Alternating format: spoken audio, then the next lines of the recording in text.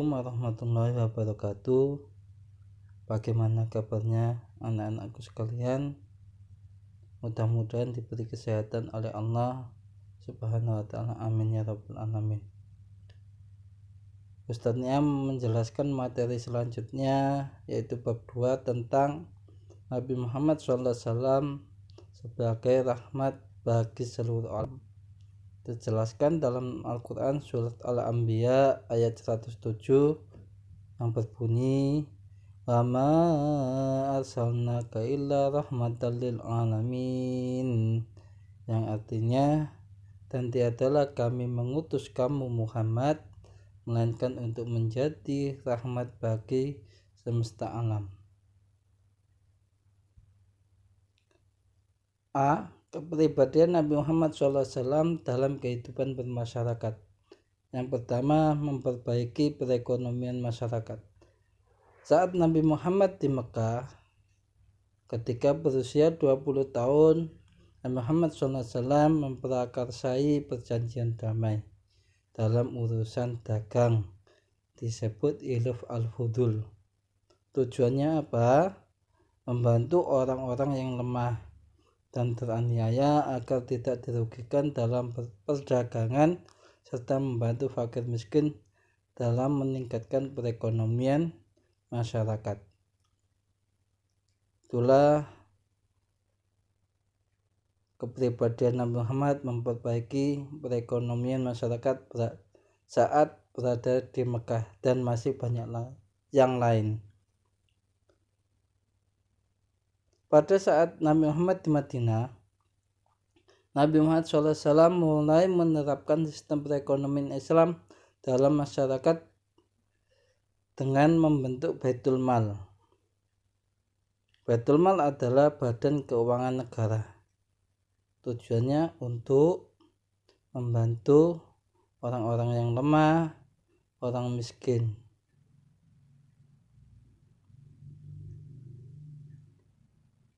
Yang kedua, Nabi Muhammad SAW melarang praktek riba dalam jual beli.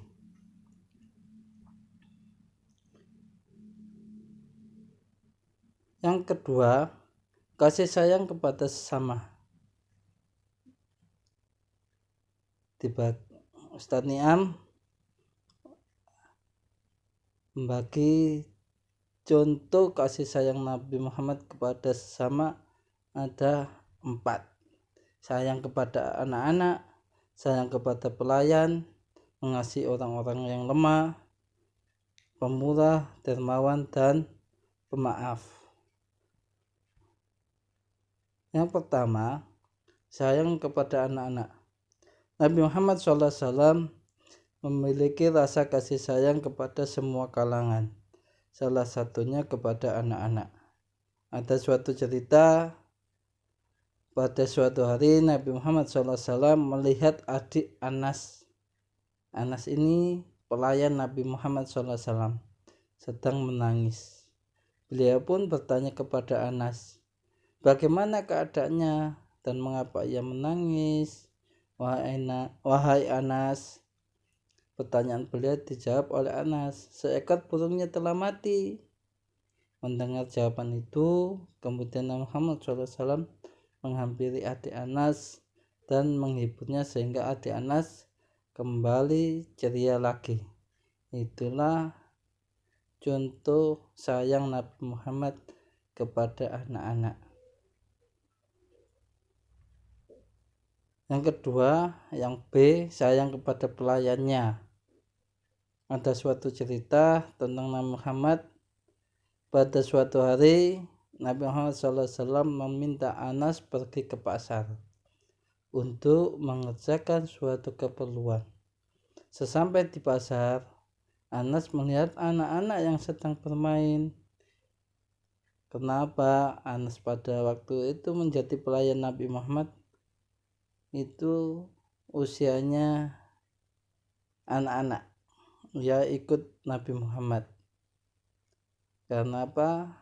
Anas itu kondisinya yatim piatu. Ya tertarik ikut dalam bermain. Ketika Anas sedang asik bermain, Nabi Muhammad SAW datang dan memegang pundak Anas sambil berkata,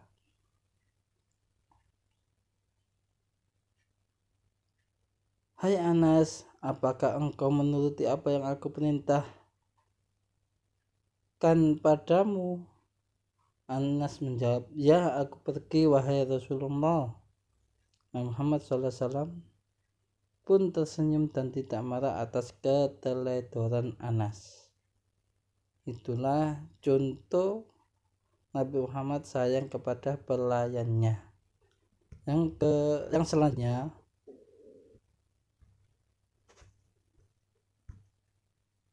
C. Mengasihi orang-orang yang lemah. Pada suatu hari, seorang laki-laki mengadu kepada Nabi Muhammad SAW sambil berkata, "Ya Rasulullah, saya hampir saja tidak mengerjakan sholat berjamaah karena lama bacaan imam dalam sholat." Mendengar pengaduan tersebut, Nabi Muhammad SAW bersabda kepada orang banyak, "Wahai manusia, sesungguhnya kamu itu membuat orang lari saja. Oleh sebab itu, barang siapa yang mengerjakan sholat bersama orang banyak, hendaklah ia meringankan. Karena di antara mereka ada orang yang sedang sakit, orang yang lemah, dan orang-orang yang mempunyai keperluan." Maksudnya apa? Disuruh Nabi Muhammad untuk meringankan bacaannya. Tidak boleh membaca surat yang terlalu panjang. Karena kita mungkin tidak tahu bahwa makmum tersebut kondisinya bermacam-macam. Itulah cara Nabi Muhammad mengasihi orang-orang yang lemah. Yang selanjutnya, D. Pemurah, dermawan, dan pemaaf. Ada suatu cerita, suatu ketika Nabi Muhammad SAW memakai baju dengan selendang atau kain di lehernya. Tiba-tiba datang seorang badui. Orang itu mendekati dan langsung menarik kain beliau dengan keras, hingga leher beliau memerah dan sakit. Orang badui itu berkata, "Hai Muhammad, perintahkan agar aku diberi bagian harta Allah Subhanahu wa ta'ala yang ada padamu." Kemudian Nabi Muhammad SAW berpaling dari orang badui dengan senyum. Beliau kemudian memberikan selendang kepada orang badui. Setelah menerima pemberian tersebut, si badui mengucapkan terima kasih. Itulah sikap Nabi Muhammad terhadap orang badui, yaitu sikap pemurah, dermawan, dan pemaaf, meskipun orang badui tersebut menyakiti Nabi Muhammad. Itulah anak-anak sekilas contoh akhlak Nabi Muhammad kepada umatnya. Karena Nabi Muhammad ama arsalnaka illa rahmatal lil alamin. Demikian materi ini diakhiri. Assalamualaikum warahmatullahi wabarakatuh.